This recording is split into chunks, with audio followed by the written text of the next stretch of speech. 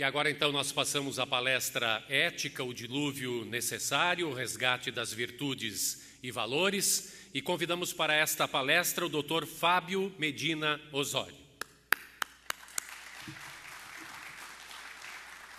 Dr. Fábio Medina Osório é advogado, jurista e professor, é doutor em Direito Administrativo pela Universidade Complutense de Madrid e mestre em Direito Público pela Universidade Federal do Rio Grande do Sul. É consultor da Confederação Nacional da Indústria, professor nas escolas do TRF4 e TRF2, presidente do Instituto Internacional de Estudos de Direito do Estado. Foi ministro-chefe da Advocacia Geral da União em 2016, foi membro do Ministério Público do Rio Grande do Sul de 1991 a 2006, primeiro lugar no concurso, quando se exonerou para exercer a advocacia privada. Com a palavra, então, para a sua apresentação, o Dr. Fábio Medina Osório.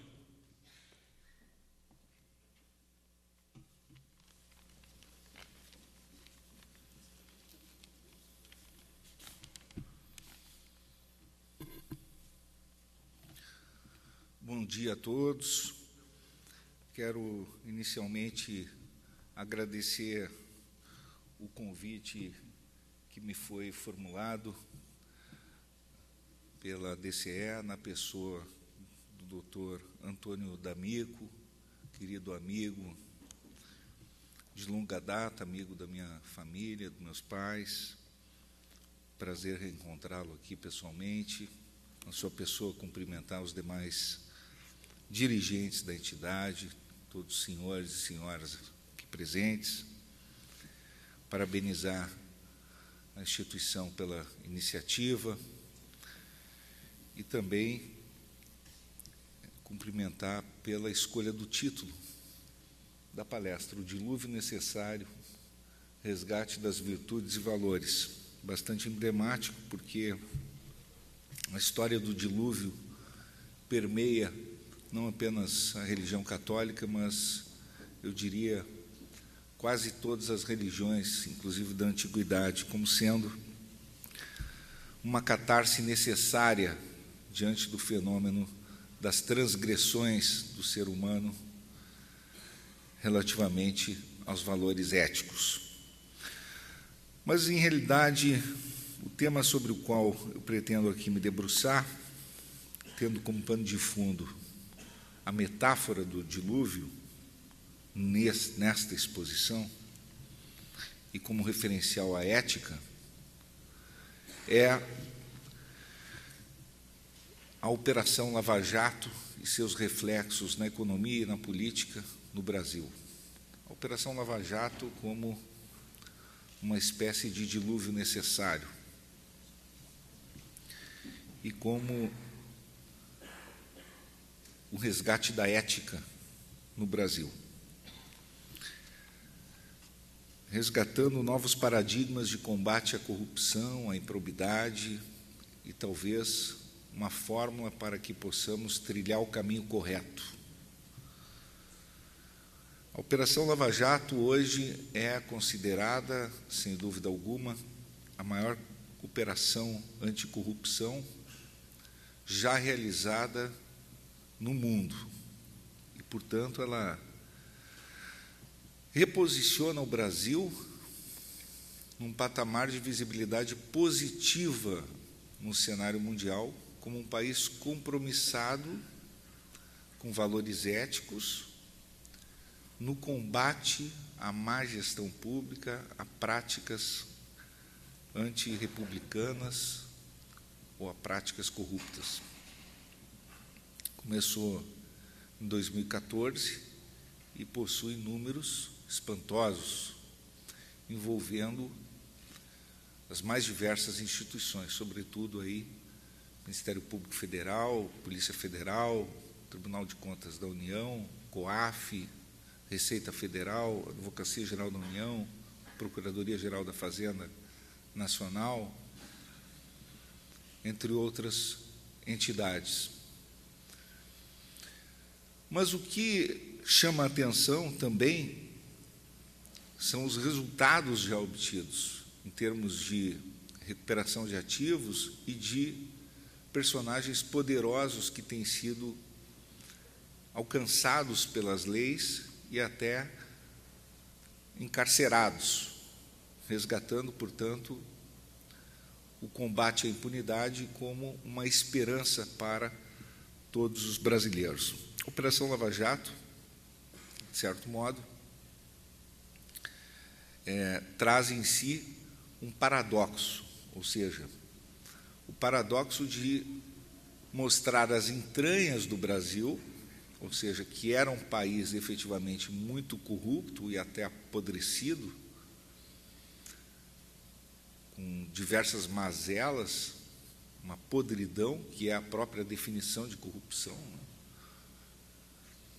Podridão moral, mas que já pré-existia a própria operação, e, ao mesmo tempo, o bom funcionamento de instituições que amadureceram nos últimos 25 anos, consolidando-se a partir de uma série de reformas que sucessivamente foram sendo promovidas pelos governos eleitos democraticamente pelo povo, pela sociedade brasileira, e que se consolidaram independentemente dos partidos que se sucederam no poder. Basta notar que, mesmo sob a égide do governo do próprio PT, houve fortalecimento de instituições como Polícia Federal, Ministério Público Federal, Receita Federal, ou seja, uma alta burocracia do Estado que passou incólume, e não apenas isso, conseguiu se fortalecer. O caso também da própria CGU. E isso propiciou que houvesse algo parecido como esta Operação Lava Jato, que depende também da independência de outras instituições, como é o caso do Judiciário e dos ministros dos tribunais superiores ou dos desembargadores do Tribunal Regional Federal da 4ª Região, muitos deles escolhidos também pelo governo que antecedeu este que aí está, ou que sucedeu o outro anterior.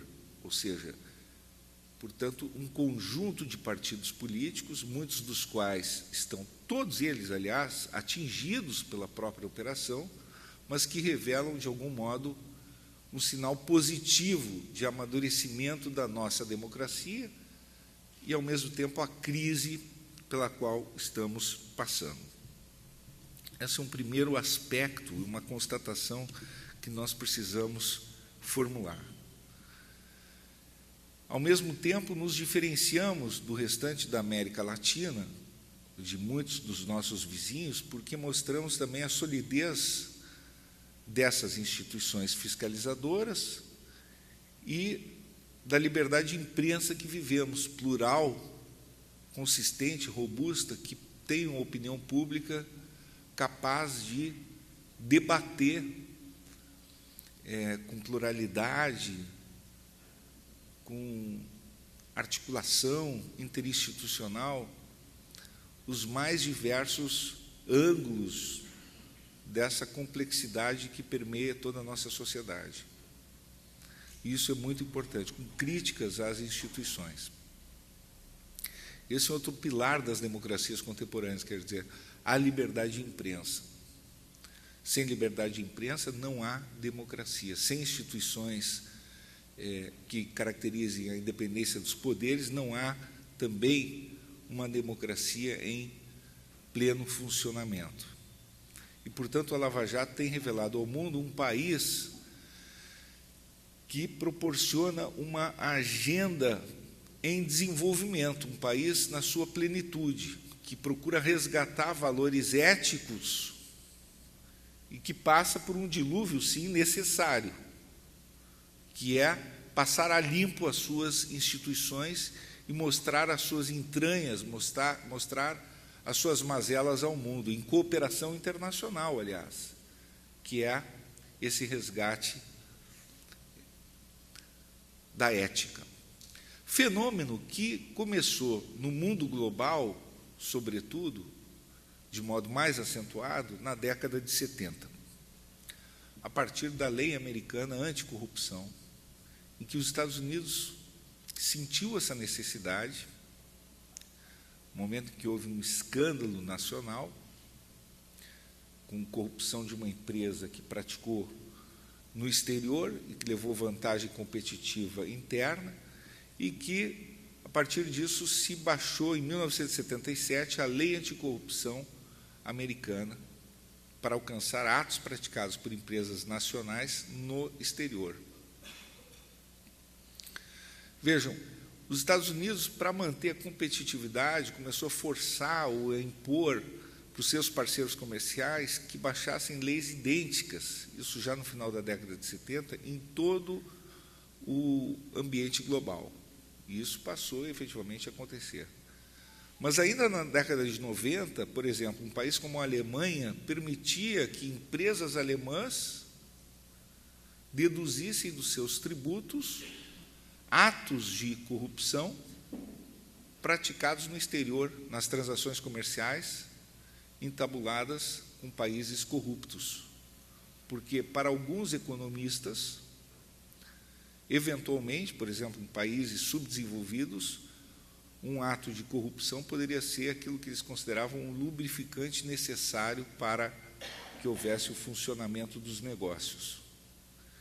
Então, a cultura da corrupção, ainda na década de 90, era uma cultura aceita, mesmo em alguns países da Europa, mesmo na própria Alemanha, embora os Estados Unidos já procurasse implantar essa cultura anticorrupção com grande vigor. E isso passou a ser combatido com muita veemência. E essa lei anticorrupção global, já no final dos anos 90, já era implantada com intensidade no mundo inteiro.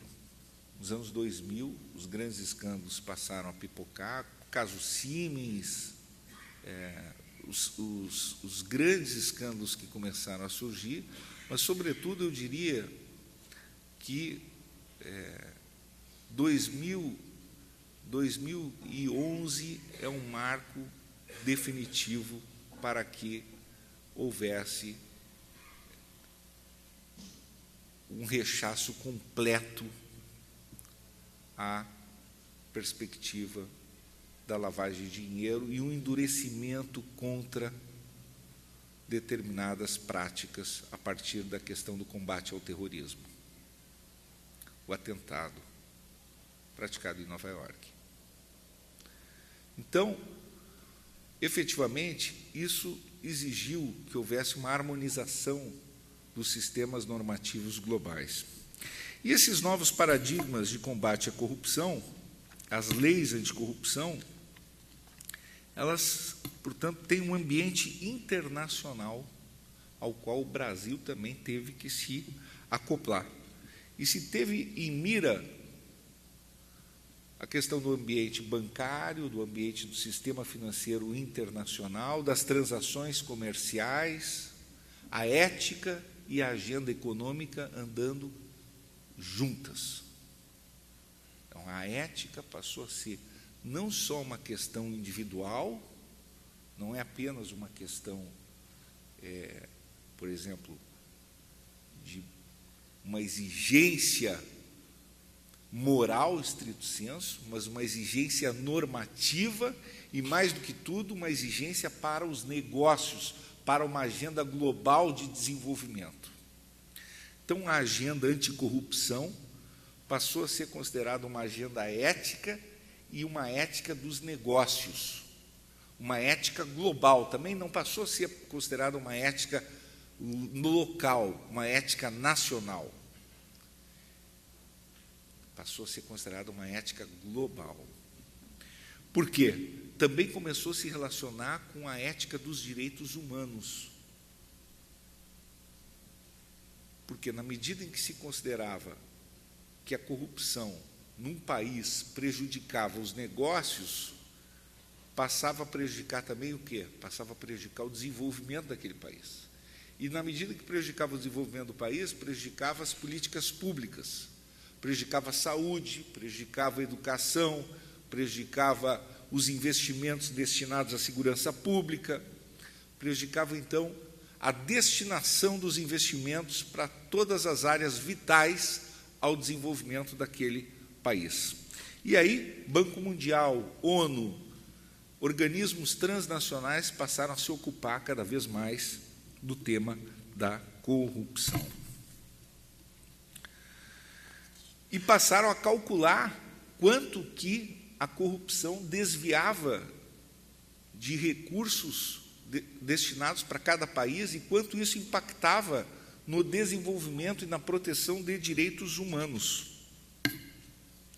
Por exemplo, em relação à livre concorrência, no tocante a cartéis, em relação à proteção dos direitos das pessoas, ou à eliminação das desigualdades, ou à produção da pobreza. Isso tudo passou a ser calculado por essas entidades transnacionais. Os danos econômicos, políticos, passaram a ser relacionados ao tema da corrupção. Portanto, a ONU fala que a corrupção viola gravemente os direitos humanos. Ela causa nefastos efeitos negativos na economia de um país e uma séria violação aos direitos humanos, impedindo o progresso do país. Ela isola o país. Vejam, um país corrupto é um país isolado no cenário internacional, porque o investidor ele tem medo de investir num país corrupto. Ele tem insegurança jurídica e ele tem, com certeza, boas razões para pensar dessa forma. Não só porque ele fica na mão dos agentes corruptos que podem ser acionados lá pelas instituições fiscalizadoras do país de origem, em função da lei anticorrupção do país de origem. Veja, um investidor americano, uma empresa americana que opera num país corrupto e pratica um ato de corrupção, ele é responsabilizado no seu país de origem, nos Estados Unidos da América. Não importa que o país onde ele pratique o ato não o responsabilize. Ele será responsabilizado no seu país de origem. E será responsabilizado em vários países que têm legislações idênticas aos Estados Unidos. Assim como acontece hoje no Brasil com a Lei 12.846, Lei Anticorrupção Brasileira. Hoje, desde 2013, se uma empresa brasileira praticar um ato de corrupção na Colômbia, na Argentina ou nos Estados Unidos, ela será responsabilizada pela lei brasileira. Portanto, o risco que os países passaram a tomar ao praticar atos, ou permitir que os seus funcionários pratiquem atos de corrupção, as empresas, num país que tem esse ambiente permeado pela cultura da corrupção, é serem responsabilizados não por aquele país leniente, não por aquele país onde se permite essas práticas, mas pelo seu próprio país de origem. Vejam, segundo estatísticas da Fiesp, e que ainda são antigas, o custo médio da corrupção no Brasil é estimado entre 1,38% a 2,3% do PIB. Quer dizer, é muito alto o custo da corrupção. E não se calcula ainda o custo da ineficiência, que ainda é muito maior, e é uma forma também reprimida pelas leis vigentes, porque a ineficiência é uma fórmula de má gestão pública caracterizada, e principalmente a grave ineficiência é caracterizada como um ilícito tipificado como improbidade administrativa. E o Brasil está muito mal posicionado ainda, e eis o paradoxo, no ranking dos países mal avaliados na transparência internacional. Muito bem, por que a Lava Jato é uma espécie de dilúvio e ela traz, então, essa catarse? Onde está essa revolução? A Lava Jato é uma operação diferente, porque, e eu escrevi recentemente um artigo mostrando algumas reflexões sobre os paradigmas da Lava Jato. A Lava Jato trouxe um juiz, uma jurisdição quase universal, e proporcionou efetivamente resultados espetaculares, porque fez uma força-tarefa gigantesca. E trouxe à baila as novas ferramentas e as novas tecnologias mais modernas que a sociedade talvez não conhecesse, mas que já existem há bastante tempo e vêm sendo utilizadas, mas que as pessoas desconheciam. Nós que trabalhamos nessa área conhecemos. Por exemplo, a colaboração premiada e as tecnologias a seu serviço. Como funciona isso? São ferramentas que criam uma grave instabilidade nas organizações criminosas. A colaboração premiada é um meio de obtenção de prova através do qual a pessoa pode colaborar com a justiça, e a partir de uma aderência a essa fórmula, o colaborador tem a possibilidade de obter até mesmo a imunidade ou outros benefícios, desde que traga meios de obtenção de prova, provas, ou meios de obtenção de provas, ou indicativos idôneos para a obtenção de provas, no sentido da responsabilização de infratores, confissão dos seus próprios ilícitos e responsabilização de pessoas que tenham um status maior que o seu na rede criminosa.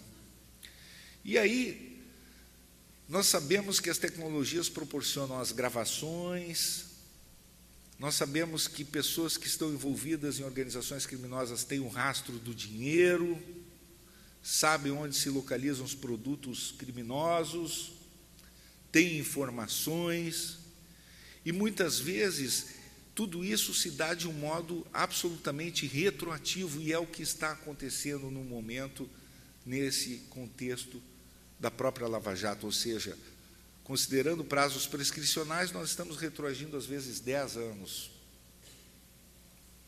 e com informações extremamente robustas, localizando até um apartamento com 51 milhões de reais dentro daquele ambiente. Aliás, hoje, a circulação de dinheiro vivo é um grande fenômeno dentro do espectro da corrupção no Brasil.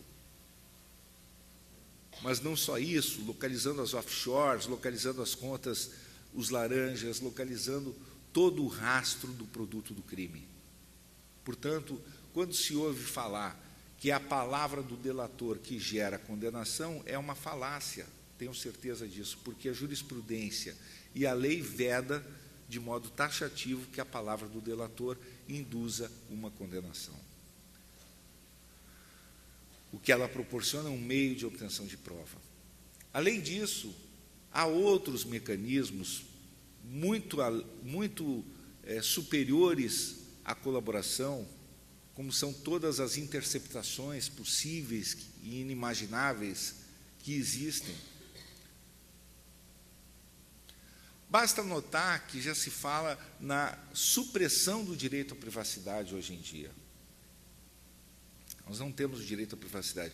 Às vezes nós imaginamos que os mandados de busca e apreensão são um grande risco hoje das pessoas. Não. Há mandados de busca e apreensão virtuais nos computadores das pessoas para a instalação de softwares de monitoramento ou de apreensão de dados. E a pessoa nem sabe que está sendo monitorada com uma ordem judicial e estão sendo contraídos dados dos seus computadores. Há infiltração de agentes com ordem judicial em organizações criminosas, com acompanhamento, com monitoramento e com coleta permanente de informações. Há equipamentos que coletam imagens e sons a uma distância espetacular, inimaginável para as pessoas que não conhecem essas tecnologias. A privacidade efetivamente terminou. E se a privacidade terminou, imagine o grau de instabilidade das organizações criminosas, se a privacidade terminou. Porque as organizações lidam muito com a questão da privacidade, precisam de uma privacidade absoluta.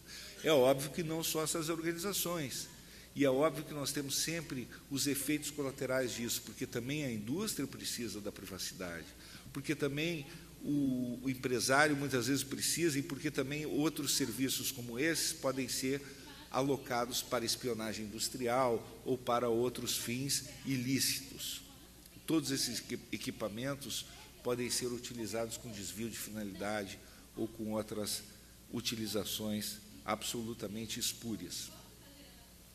São os efeitos colaterais dessas tecnologias. Ou mesmo para fins de organizações criminosas que derivam do próprio aparato policial. O que nós estamos falando, portanto, é que, ao contrário de alguns anos atrás, o Estado tornou-se maior que o crime organizado, mais veloz e melhor equipado, e mais integrado em âmbito internacional. Portanto, nós caminhamos para um Isso eu terreno... ia pedir, Daniela, já me olhou, já sabia, né? Já que tu está introduzindo, exato, crise, se tu pudesse falar um pouquinho para nós, agora a gente até viveu no mês passado uma situação de crise, quer dizer, nós não, né? Os gaúchos, uma marca conceituada, que é o supermercado Zafari, dentro da rede Bourbon, né? Nós vivemos uma situação dessa com os frios fatiados. E, claro, eu não gerenciei essa crise, não sei se alguém aqui acompanhou o gerenciamento dessa crise, mas, enfim, eu duvido que algum de nós hoje não esteja comprando frios nesse supermercado, nessa rede, em função dessa situação à vida, porque, na verdade, eles têm um trabalho de reputação de marca anterior e que é forte, que realmente está inserida dentro do mercado gaúcho. Desculpa, não localizei de onde veio a pergunta. Fiquei meio perdido. Hã? Ah, deu uma interferência, eu fiquei meio perdido, achei que tinha sido uma parte. A interferência? Eu fiquei ouvindo e achei que tinha sido uma parte na minha exposição. Fiquei curioso, tentando localizar a pessoa que estava falando. Desculpe. Tá bom. E tentando compreender o contexto, inclusive, da pergunta. Eu fiquei atento. E estava misteriosa a pergunta, achei que a pessoa tinha se escondido, inclusive, para fazer a pergunta. Fiquei super intrigado, assim, olha, será que ela se escondeu e fez essa pergunta escondida, enfim. Nossa, mas parabéns aí, de qualquer forma. Bom, às vezes eu fiquei quase assustado, será que eu trouxe meu colete à prova de balas aqui para... Às vezes a gente abre mão de segurança e tal, você fica preocupado nesses momentos, né? Bom, pessoal, prosseguindo. Então, a colaboração premiada, então, é realmente uma ferramenta, né? Nós temos outras ferramentas, então mostramos como a Lava Jato chega nesse ambiente de catarse, etc. E como isso tudo vai se resolvendo, na verdade, o Brasil vai caminhando nesse contexto, né?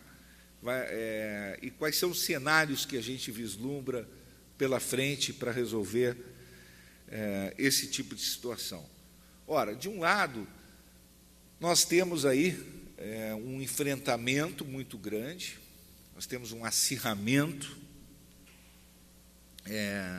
Por um lado, nós temos ferramentas que têm dado velocidade, como são os acordos, tem essas colaborações, que há um debate muito qualificado hoje sobre os novos marcos regulatórios dessas colaborações, ou abusos, ou excesso de discricionariedade por parte do Ministério Público, como vamos regular, como vai se transformar o espaço dessas colaborações. Eu penso que deve haver um avanço nisso, porque ficou muito solto e desregrado esse espaço. O Ministério Público precisa ser uma instituição mais regrada, um pouco mais organizada, né? Nós não podemos caminhar um Estado de Direito para termos instituições sem regras claras de atuação, sobretudo aquelas instituições que devem velar pela segurança jurídica do país. Então, essa operação que tem proporcionado uma agenda positiva de visibilidade, ela não pode também trilhar um caminho que proporcione insegurança jurídica e uma instabilidade muito grande no país, ao ponto de gerar abusos, desvios e começar a criar uma sensação de receio, de prepotência ou de falta de parâmetros para que haja um equilíbrio entre os próprios poderes. Então, nós temos alertado para a necessidade de que haja regramentos para que essas instituições atuem sob o império da lei. Nós temos alertado já faz algum tempo para essa necessidade. Afinal, esses acordos, por exemplo, eles constituem um direito das pessoas ou um favor do regulador? Por outro lado, há transparência nesses critérios, nesses parâmetros? Como isso funciona? E isso não vale apenas para esses acordos de colaboração premiada, isso vale para os acordos de leniência e, transplantando para um outro patamar, eu diria, vale também para os termos de ajustamento de conduta, seja na área ambiental, seja na área trabalhista, seja em outras áreas. Veja, o Ministério Público, do qual eu fiz parte por 14 anos, se transformou num regulador gigante na sociedade brasileira, do qual ele acabou sendo praticamente um legislador paralelo em várias áreas nas quais ele atua, e suprindo deficiências do Poder Executivo, e atuando com proatividade, até com qualidade em muitos casos. Mas, e agora, por exemplo, sexta-feira eu palestro no Congresso Nacional do Ministério Público para 1.700 membros do Ministério Público de todo o Brasil, e, graças a Deus, nós temos credibilidade nesse meio, eles nos ouvem. Eu tenho dito no Ministério Público brasileiro o seguinte: olha, o Ministério Público precisa construir uma forma de atuar mais coesa, com mais segurança jurídica para a sociedade brasileira, entender os seus parâmetros, seus critérios à luz da segurança jurídica. Porque se cada promotor fizer o que bem lhe aprouver, na sua cabeça, ou com subjetivismo desenfreado, o empresariado não vai entender como é que ele tem que se comportar. Se na área ambiental cada um fizer o que quiser, se na área trabalhista cada um fizer o que quiser, se na área econômica cada um fizer o que quiser, como fica a interpretação das leis, da Constituição, como fica a livre iniciativa? Então, a agenda econômica, a livre iniciativa, os princípios reitores da nossa Constituição vão ficar ao sabor do subjetivismo de cada membro do Ministério Público em nosso país? São milhares, são 15 mil membros do Ministério Público do Estado no país. Então, nós temos que repensar um modelo, e isso pode valer para acordos de colaboração premiada, para acordos de leniência, para termos de ajustamento de conduta, para termos de compromisso, para termos de cessação de práticas infracionais. Vejam, porque esses acordos hoje tornaram-se uma espécie de fonte de normatividade, porque ninguém quer aguentar o litígio. Eu digo, as pessoas vão para um termo de ajustamento de conduta ou vão para um acordo, e até para um acordo de colaboração, às vezes, porque não aguentam enfrentar um processo. Um processo é um castigo autônomo. O processo é uma penalidade autônoma. O processo destrói uma reputação. Claro, a colaboração premiada é diferente. Você tem a obrigação de dizer a verdade. Mas, às vezes, a posição da colaboração premiada é uma situação delicada. Vejam, o sujeito tem lá um risco de tomar o processo, o Ministério Público tem poucas provas para apresentar contra ele. Mas ele vai apresentar o processo. e não tem muitas provas para chegar na condenação lá no final. Mas o processo é um ônus grande. E o sujeito vem e diz para o seu advogado e confessa: não, mas eu tenho isso, eu realmente cometi aquilo, tenho esses elementos aqui para entregar. Mas o ônus de acusar é do Ministério Público, e quem teria que ter produzido as provas é o Ministério Público. E o Ministério Público pode até oferecer denúncia, mas ele não vai conseguir comprovar nada daquilo. Veja, o colaborador, ele pode chegar e colaborar. Quem teria que provar é o Ministério Público, e ele não tem essas provas. Então, essa é uma relação que pode se estabelecer. E ela tem que ser justa. E aí nasce a questão da colaboração premiada também. A colaboração pode nascer dessa forma. Pode ser uma forma de nascer a colaboração premiada. Agora, quando ele toca o processo, vejam, ele castiga a pessoa sem ter provas. E vejam, é justo tocar o processo sem ter provas? Isso é uma reflexão. Por exemplo, eu critico muito quando se coloca uma denúncia contra alguém com leves indícios, quando você tem o poder investigatório, e o ônus de exercer o poder investigatório é do Ministério Público. Lutou na Constituição para afirmar o seu poder investigatório. Então, nós temos aí um cenário. A Lava Jato caminha para os seus ajustes. Esse território dos acordos é o território das ferramentas investigatórias, é o campo das tecnologias e é o campo desses investigados poderosos, todos, mas que também têm os seus direitos de defesa e que questionam, de um lado, a isenção dessas instituições e que tem que submeter ao Estado Democrático de Direito. As instituições têm que funcionar cada vez mais adequadamente. E não só em relação aos poderosos. É óbvio que, quando atinge os poderosos, o Estado Democrático de Direito se aperfeiçoa.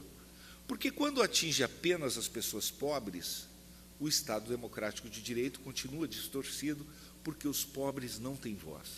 Veja, o pobre não tem voz. Mesmo a Defensoria Pública, ela quer muitas vezes o protagonismo de tutela coletiva. O pobre continua atirado nos presídios. Os presídios ficaram lá abandonados todos esses anos. Abandonados.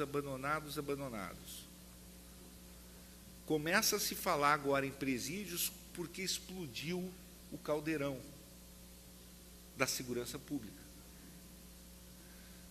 Quando nós vimos que os presídios eram causa do problema da segurança pública, agora que o ministro da Defesa falou, o home office dos presídios, os criminosos estão trabalhando em home office nos presídios. Há quantos anos nós falamos isso? O problema da segurança pública teria que tratar a partir da violência que é produzida do crime organizado de dentro dos presídios. Quando nós jogamos aquela massa de presidiários desprotegidos, eles viraram massa de manobra do crime organizado dentro, porque o Estado os abandonou à própria sorte. E abandonou porque eles não exerciam o poder de voto.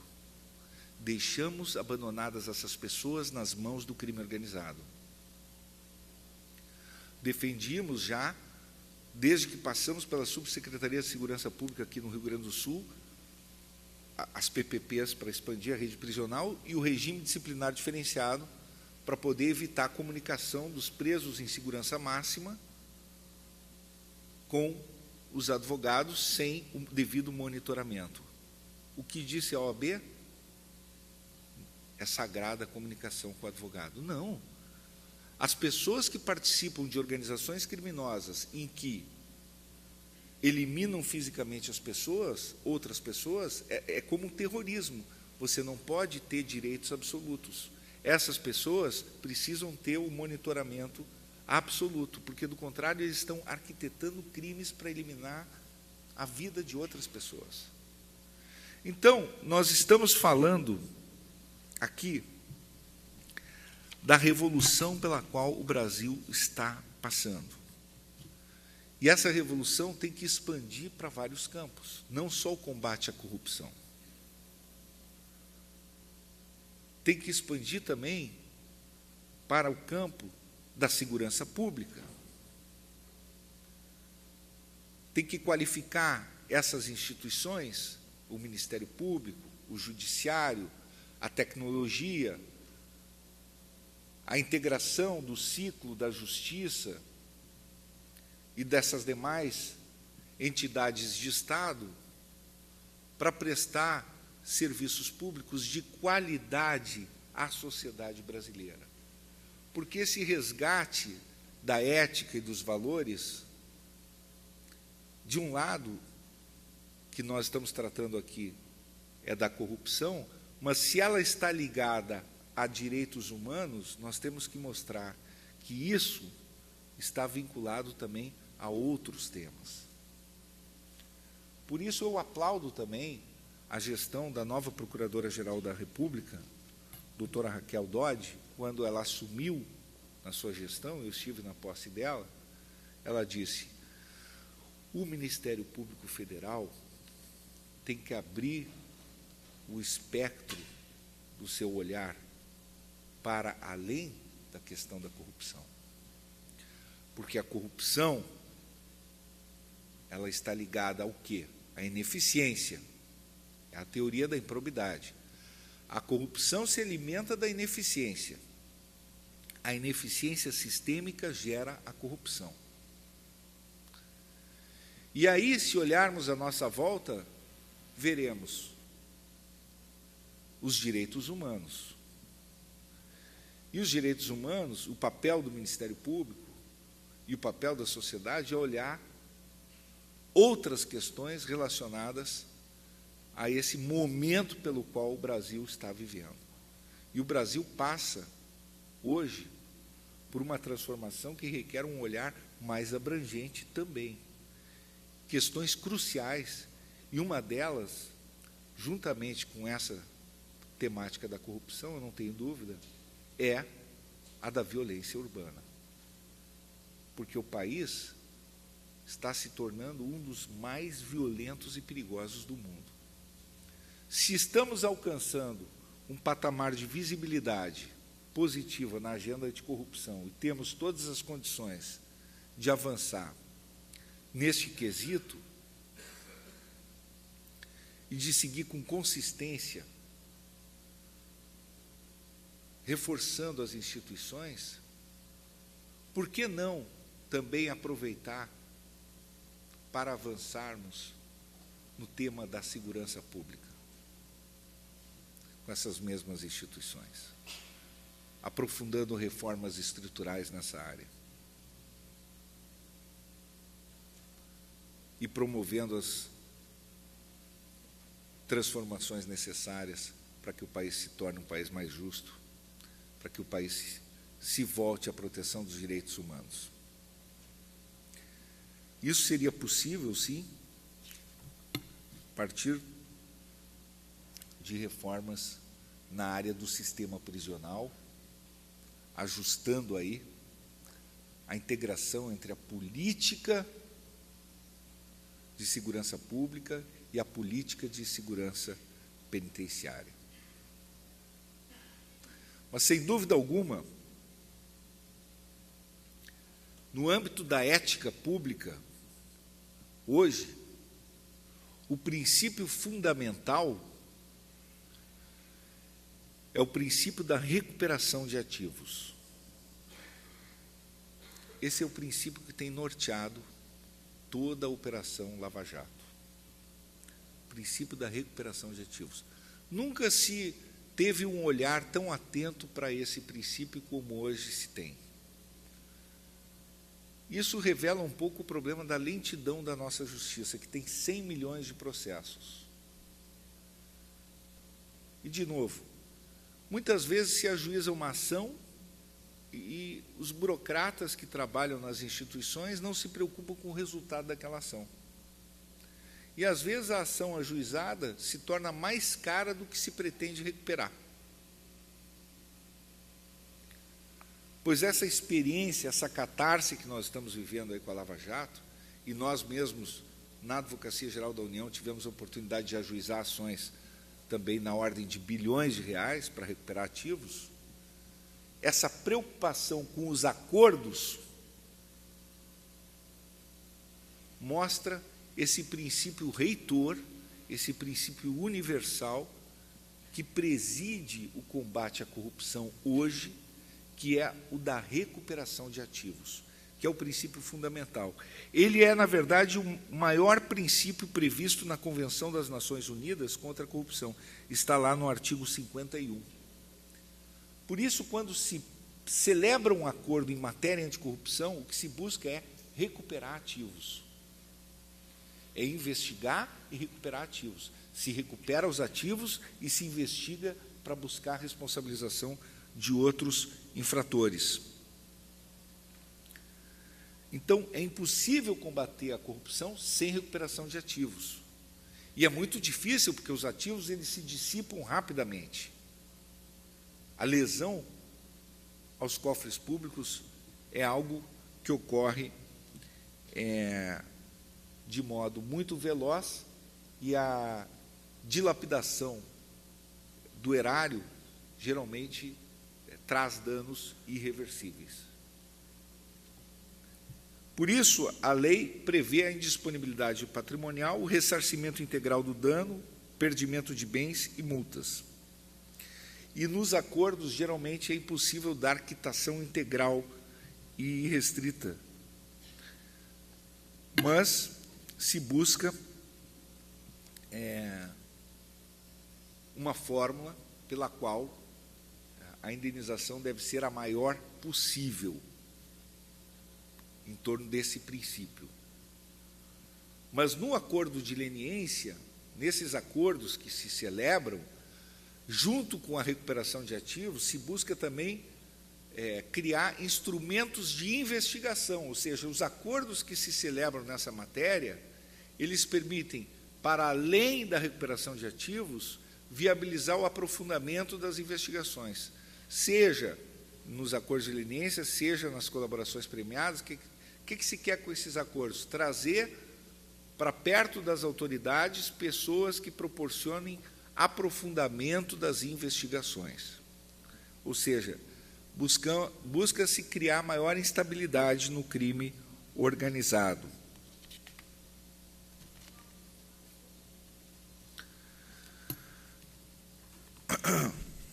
Então, esses novos modelos, e junto com a cooperação internacional, criaram efetivamente um ambiente mais hostil. E isso faz com que as empresas privadas tenham que se adaptar ao contexto pós-Lava Jato. Como se adaptam?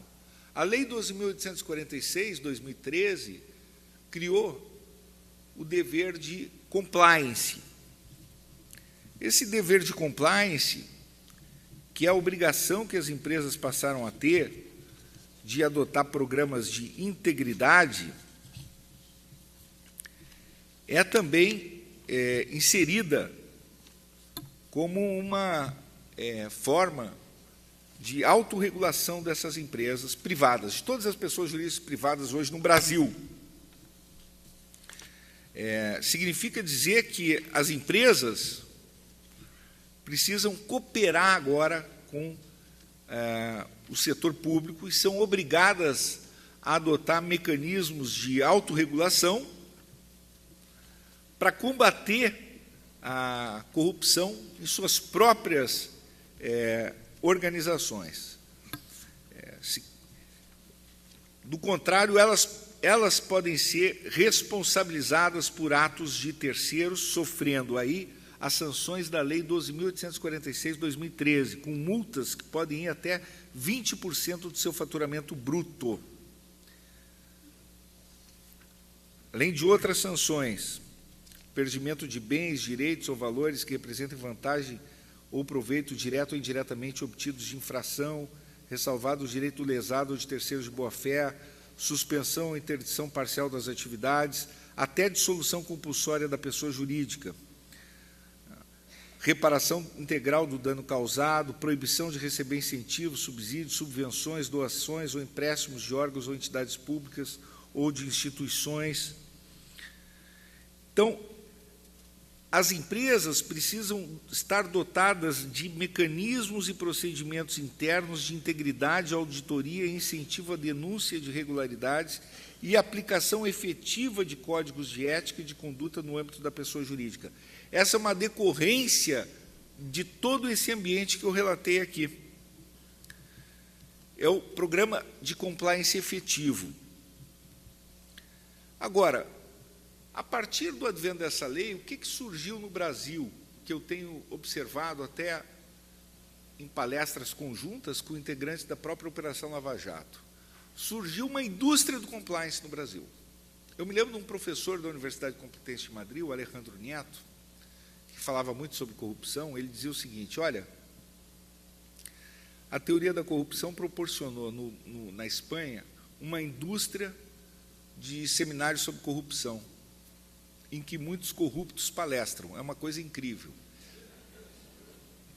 No compliance, tem um copo d'água aqui, por favor? Não. No compliance... Oi? Está aqui, está aqui. Obrigado. No compliance, a mesma coisa. O que aconteceu no Brasil? Um fenômeno curiosíssimo. Começou a surgir pessoas jurídicas de tudo que é tipo, oferecendo serviço de compliance. Serviço de compliance, especialista em anticorrupção, gente que nunca tinha estudado esse tema, de repente surgiu com tese, etc, etc. Impressionante. Bom, para vocês terem uma ideia, todas as empresas pegas na Lava Jato tinham compliance. E compliance maravilhoso, robusto, código e curso e tal, uma loucura. Bom, teve um decreto de prisão preventiva lá que o Moro decretou, o sujeito teve que ouvir o compliance officer, e aí, assim, um dos motivos do decreto era que o sujeito se embaralhou todo. Então, assim, ao ponto, chegou ao extremo que o CAD, Conselho Administrativo de Defesa da Ordem Econômica, teve que editar o guia de compliance e falou no compliance de fachada, que é um fenômeno hoje no Brasil muito comum e que agrava a situação das empresas. Eu não vou falar no percentual aqui, porque é muito arriscado, mas o compliance de fachada é aquele compliance que ele está lá no papel, mas na prática ele não tem consistência. E ele não tem consistência, sabe por quê? Porque a empresa não pune ninguém. Quando você for apurar quem é que a empresa puniu, ela não pune ninguém. Ela só funciona no papel. Tem os códigos de ética e tal, tem tudo. Não pune ninguém, não funciona, não tem autonomia operacional, o compliance officer não funciona, não tem independência, ele não tem características de um compliance efetivo. A lei diz compliance efetivo. É interessante que, às vezes, as pessoas pensam que a lei tem palavras inúteis, ou que, quando surgir na jurisprudência, o julgador vai dispensar aquela palavra. Não, é só o compliance, o efetivo não precisa. Não, a lei falou no compliance efetivo. E tem uma instituição que vai fiscalizar isso, que não é só a autoridade administrativa, que é o Ministério Público Brasileiro. E ele tem atribuição para entrar com a ação civil pública e pleitear a aplicação das sanções previstas na lei de corrupção. E ele pode investigar se a empresa tem ou não compliance no inquérito civil público. Então, hoje, eu acredito que as empresas têm que repensar essa questão do compliance. Tem que repensar. E já está ocorrendo muitas situações graves. Nós tivemos agora um grande escritório de compliance envolvido num escândalo muito pesado no Brasil, que foi noticiado aí. E as pessoas devem estar acompanhando. vou citar o nome, evidentemente. Era considerado o maior. Enfim. Vejam, o que nós temos, então, é que o Brasil vai passando por essa catarse, vai surgindo as soluções, né?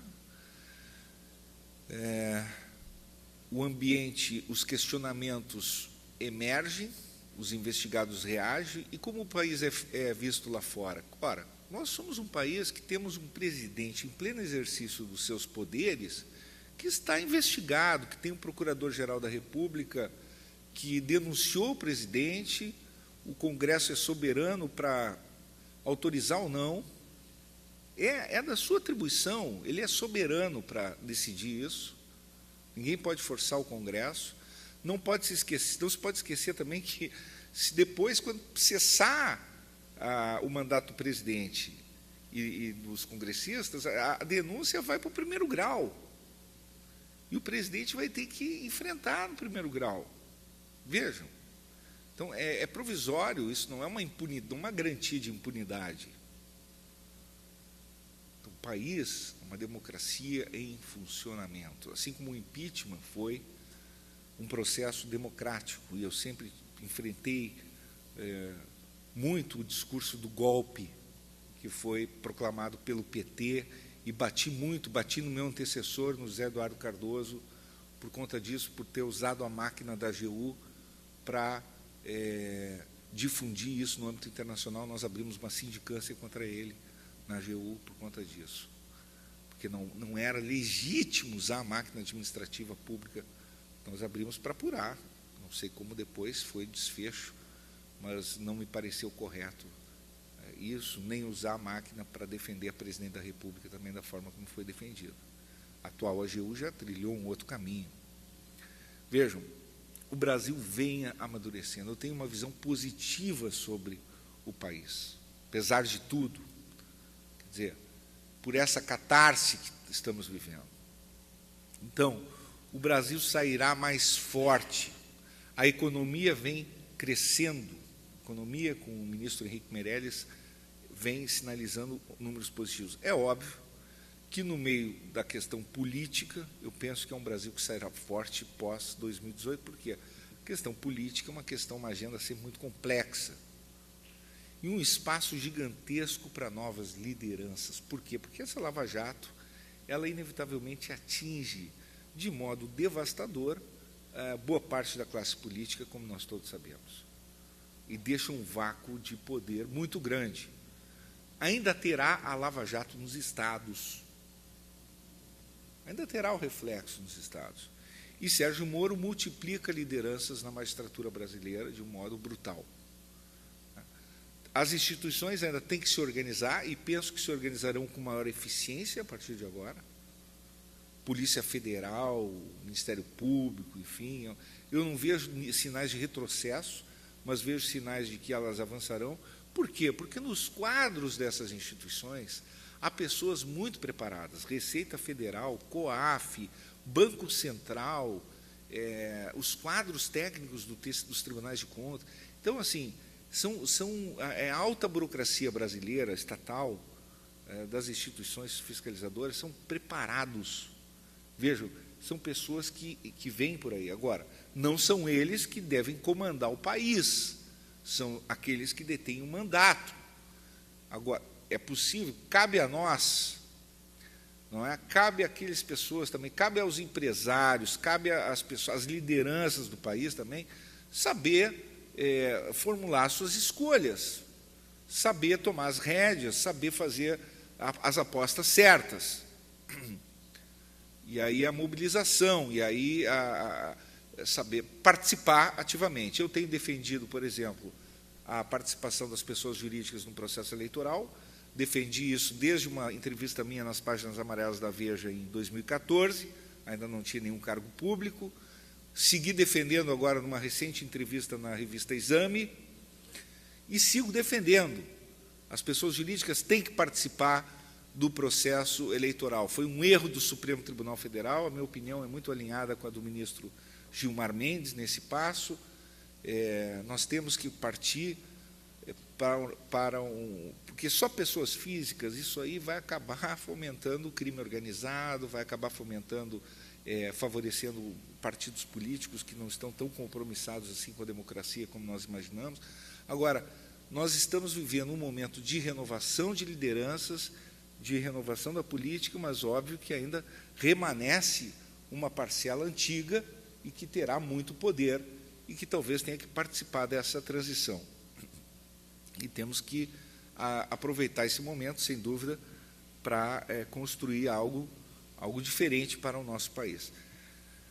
Portanto, esse dilúvio necessário, esse resgate das virtudes e valores, eu quero finalizar minha palestra dizendo isso, ele necessita de um certo equilíbrio nessa transição, porque, de fato, nós não estamos sozinhos. Essa é uma transição daquilo que é o ambiente atrasado para o ambiente moderno, e de um ambiente local, de um ambiente de isolamento para um ambiente global. Quer dizer, o Brasil já vem se inserindo nesse processo, pelo menos há 25 anos. O Brasil vem numa sequência de desenvolvimento das suas instituições, uma certa continuidade também. Temos que reconhecer isso, essa agenda. Muitas dessas leis foram criadas por governos sucessivos, isso foi tendo uma sequência, e, portanto, eu acredito que é necessário apenas que nós fiquemos atentos para que não haja nenhum risco de retrocesso. E eu não vejo esse risco, mas, obviamente, que a sociedade organizada, a sociedade civil organizada, cada vez mais, ela precisa estar sempre mobilizada. Eu agradeço mais uma vez a atenção dos que aqui se encontram, o prestígio, muito obrigado, muita admiração pela entidade. Mais uma vez, um abraço ao meu querido amigo Antônio D'Amico. Obrigado.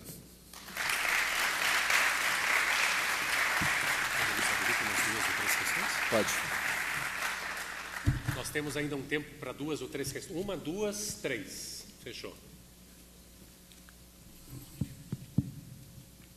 Bom dia.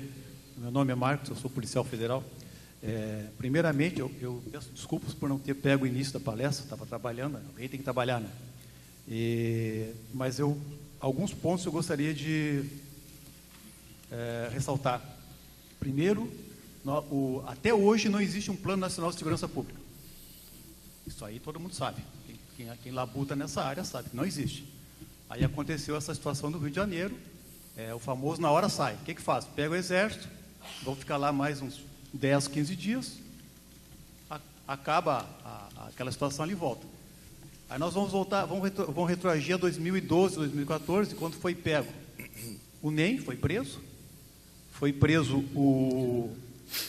esse comparsa dele, que estão lutando os dois pelo poder da Rocinha.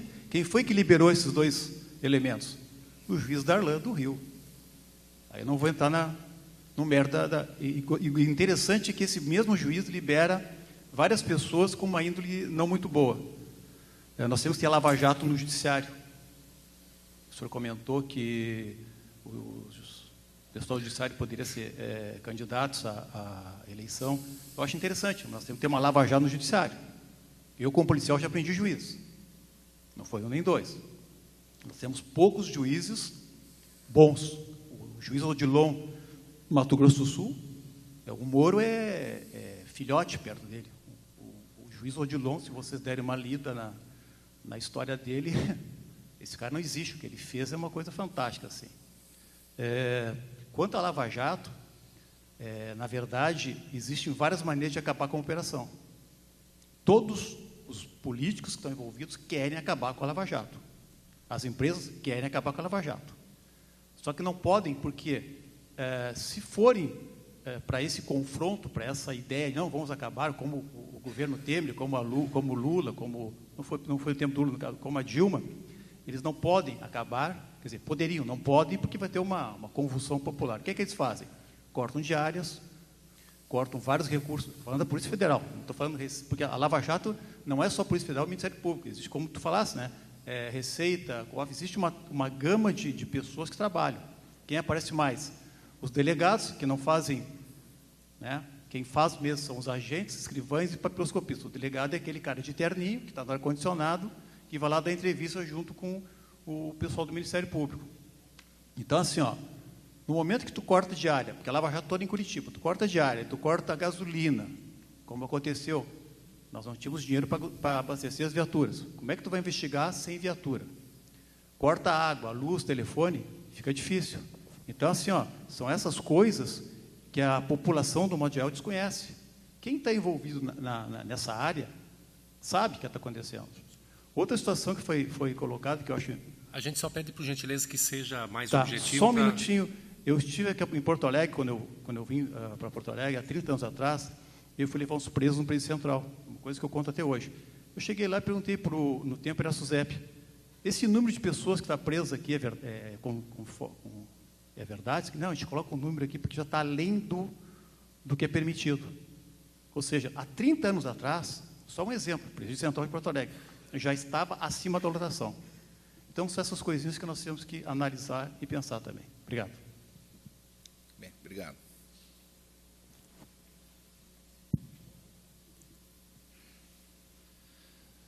Bem, eu gostaria de cumprimentá-lo pela brilhante, esclarecedora exposição que o senhor nos fez, né? E também da confiança que nós depositamos no resultado da Operação Lava Jato, essa evolução, enfim. Acho que o Brasil vive um momento importante de uma espécie de purificação, né? No entanto, a gente tem algumas questões a considerar. Eu, às vezes, tenho dito que políticos não caem do céu e não saem do inferno, brotam do meio da sociedade, né? E, por vezes, nós percebemos que outras instâncias de poderes também apresentam sinais de contaminação, né? Então, quase na provocação anterior, talvez com menos objetividade, não se sabe dimensionar até onde a Lava Jato vai, em quantas etapas ainda surgirão. Mas o senhor vislumbra uma possibilidade de operações tipo Lava Jato adentrarem também em outras instituições na mesma lógica de combate à corrupção?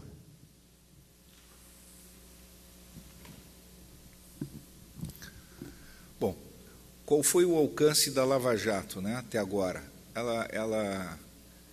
Ela vem entrando principalmente no Executivo, vem alcançando o Legislativo, né? E eu acredito que ela tem, sim, potencial para alcançar uma parcela do Judiciário, né, e outras instituições. Eu acredito que sim. Agora, talvez não na mesma extensão. Primeiro, porque eu acredito que não tenha a mesma extensão de mazelas, né? Obviamente, tem diferenças. Mas, segundo, porque ainda tem que quebrar o nível de corporativismo nisso. Então, até fui favorável, portanto, lá na época da AGU, a iniciativa da delação, da colaboração premiada pelos policiais federais. Isso é muito importante porque quebra a sistemática do monopólio por uma só instituição. Isso é fundamental para poder arejar as iniciativas e abrir o poder investigatório, porque a própria colaboração ela integra o espectro do poder investigatório e aí permitiria uma amplitude maior aí para essa espécie de possibilidade, no caso da Lava Jato atingir outras instituições. Isso é fundamental. Então, tendo a Polícia Federal iniciativa para colaboração premiada, poderia atingir outras instituições com maior probabilidade do que tendo só monopólio no Ministério Público. Também a questão da prerrogativa de foro é outro fator importante a considerar, né? A prerrogativa de foro pode ser um obstáculo nesse sentido. Também é outro aspecto a considerar.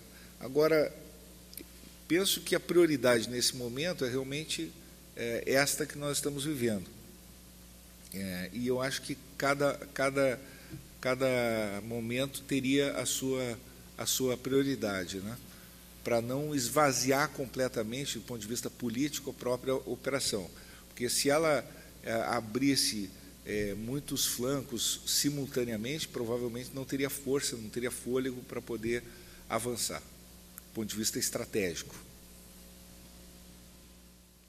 Eu gostaria de lhe perguntar 2 pontos sobre a sua explanação. Uma sobre o Supremo, o STF, e outra sobre a recuperação de ativos. Com relação ao Supremo, a minha preocupação é que a lentidão que o Supremo está com relação aos processos da Lava Jato. Eu vi um artigo, se não me engano, da revista Piauí, de abril, que tem uma matéria sobre a presidente Carmen Lúcia, né, que traz uma análise da estrutura do Supremo. Eu fiquei abismado com o tamanho da estrutura do Supremo, com o número de processos que são lá encaminhados anualmente, se não me engano, 50 ou 55 mil processos. Ou seja, a estrutura do Supremo é lenta mesmo, e eu tenho receio da prescrição desses processos contra os parlamentares. E a outra questão que o senhor falou sobre a recuperação de ativos, essa questão das multas, de chegar até 20% sobre o faturamento de uma empresa, eu acho isso que não tem validade econômica, porque a própria multa pode acabar com a sobrevivência da empresa. Eu acho que seria mais justo procurar resgatar os resultados, os dividendos da empresa, e não o faturamento, porque isso asfixia a empresa. Perfeito, ótimas ponderações. Realmente o Supremo ele é um tribunal que não é vocacionado originariamente para essas demandas, né?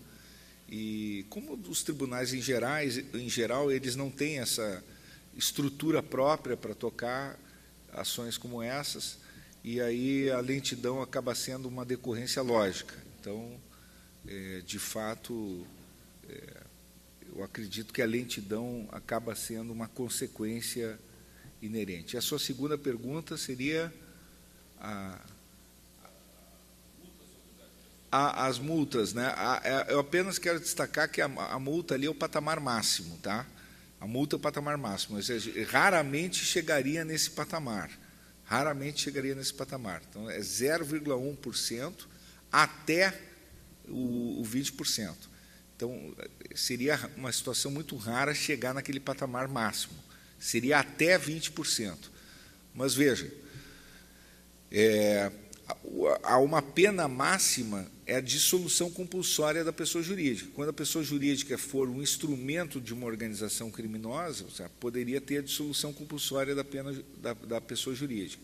O 20%, eu acredito que é aquela pessoa jurídica que realmente tem uma gravidade extrema na sua conduta. Agora, quando é que responsabiliza a pessoa jurídica? Quando ela permite, quando ela tem uma espécie de organização defeituosa e permite que seus dirigentes, seus funcionários, colaboradores, fornecedores, pratiquem atos sem que ela tenha um compliance efetivo. É esse o sistema que responsabiliza a pessoa jurídica.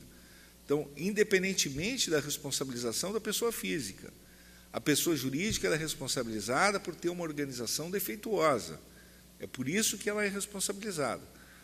E a pessoa física ela é responsabilizada por dolo ou culpa. Então, há uma diferença na metodologia, ou, digamos, no sistema de culpabilidade, de responsabilização da pessoa física ou jurídica. A responsabilização da pessoa física por dolo ou culpa e a da pessoa jurídica é uma culpabilidade por organização defeituosa ou também chamada responsabilidade objetiva. No caso da pessoa jurídica, o patamar máximo é 20%, mas dificilmente chegaria nesse patamar. Ela pode ser responsabilizada no âmbito administrativo, com processo administrativo sancionador, ou no âmbito judicial, por uma ação civil pública proposta pelo Ministério Público ou por entidades colegitimadas. O importante para a pessoa jurídica se proteger é ela ter o tal do compliance efetivo. Se ela tiver um compliance não efetivo, ela gasta 2 vezes, porque ela vai gastar com compliance, não adianta nada ela ter código de conduta, ter código de ética, eu tenho compliance. Não. Se não for considerado, se ele for auditado pelo Ministério Público ou pela autoridade administrativa, ela não considerar que aquele compliance tem efetividade, ela vai ser responsabilizada igual. Pois não. Doutor Fábio, parabéns pela explanação. E dentro do Instituto da Colaboração Premiada, aliás, é o primeiro palestrante professor que eu vejo utilizar a palavra correta, porque o meu projeto foi em cima da colaboração premiada e normalmente se utiliza a delação. Perfeito. Apesar de que, desde que foi modificada a lei, a gente sabe que o espírito é justamente colaborar e não delatar. Perfeito. Né? A minha pergunta, de quem gosta de fazer esse tipo de leitura, é a seguinte: dentro do Instituto da Colaboração Premiada, o prêmio, então, para o colaborador vai desde, por exemplo, uma progressão de regime até a absolvição. A questão toda, e a minha dúvida sempre remonta a como o magistrado vai fazer esse cálculo, porque, é claro, depende de quão eficaz, de quão importante serão as provas que ele irá trazer, e até mesmo o senhor comentou também de quanto capital será devolvido, né? Eu queria que o senhor falasse um pouco sobre essa questão de valoração e entrega do prêmio ao colaborador. Então, primeiro depende do acordo também, né? Vai depender do acordo, vai depender da eficácia, vai depender do que foi ajustado com o próprio Ministério Público e daquilo que vier a ser homologado e depois confirmado em juízo, tá certo? Então, da aderência ou daquilo que corresponde ao que vier a ser homologado e depois confirmado pelas provas produzidas no próprio processo em que houver a confirmação das promessas feitas pelo colaborador. Então, eu penso que o Supremo Tribunal Federal já estabeleceu a natureza jurídica da colaboração como sendo um negócio jurídico processual. E dentro desse negócio jurídico processual, é um pacto entre as partes, quer dizer, o que cabe mesmo ao magistrado depois é aferir as provas se efetivamente elas confirmam ou não aquilo que foi prometido pelo colaborador.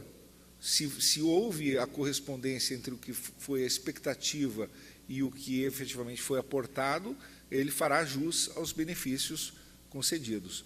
E na homologação ele pode controlar também algo como a proporcionalidade, enfim, aí o Supremo mesmo está discutindo isso, né? Ainda, enfim, discutiu o poder discricionário do Ministério Público para a outorga de benefícios. Quer dizer, isso ainda não se pacificou completamente, quer dizer, qual é o limite da discricionariedade do Ministério Público na outorga de benefícios, na pactuação desse negócio jurídico processual.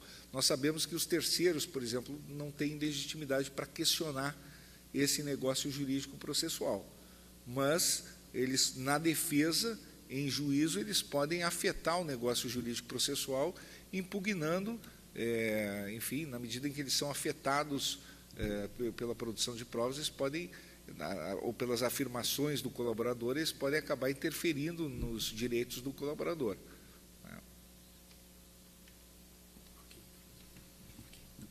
Ok? Nós agradecemos, então, mais uma vez ao Dr. Fábio Medina Osório por sua participação no 7º FAS. Muito obrigado.